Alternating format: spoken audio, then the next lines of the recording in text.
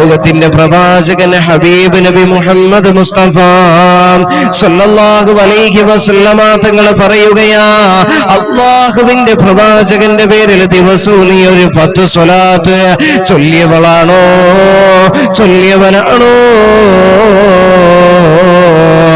ഈ സ്വലാത്തുകളുണ്ടല്ലോ 6 അടി മണ്ണിൽ വെച്ച് നിന്നോട് ചോദിക്കുന്ന ചോദ്യങ്ങൾക്ക് ഉത്തരം പറഞ്ഞു തരുമെന്ന് മഹാനായ നബി മുഹമ്മദ് മുസ്തഫ സല്ലല്ലാഹു അലൈഹി വസല്ലം. അതുകൊണ്ട് ആ ഹബീബായ തങ്ങളുടെ പേരിൽ സ്വലാത്ത് ചൊല്ലുന്നതിൽ പിശുക്ക് കാണിക്കരുത്. ലോകത്തെ ഏറ്റവും വലിയ പിശുക്കൻ ആരാണെന്നറിയുമോ?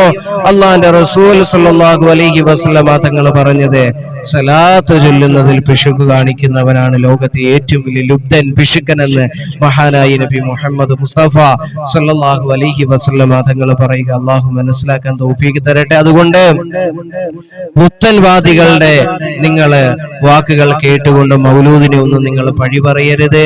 അള്ളാന്റെ റസൂലിന്റെ പേരിൽ സ്വലാത്ത് ചൊല്ലുന്നതിനെ അതിൽ നിരുത്സാഹപ്പെടുത്തുന്നവരുടെ വാക്കുകളെ എല്ലാം നാം തള്ളിക്കളയുക. മൗലൂദിനെ നിഷേധിക്കുന്നവരുടെ വാക്കുകൾ നമ്മൾ തള്ളിക്കളയുക.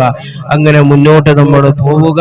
അള്ളാഹുവിന്റെ പ്രവാചകൻ സല്ലല്ലാഹു അലൈഹി വസല്ലം തങ്ങളുടെ പൊരുത്തം കിട്ടി അള്ളാഹുവിന്റെ തൃപ്തിയോടുകൂടി മരണപ്പെടാൻ നമുക്ക് ഏവർക്കും തൗഫീഖ് നൽകി അനുഗ്രഹിക്കുമാറാകട്ടെ.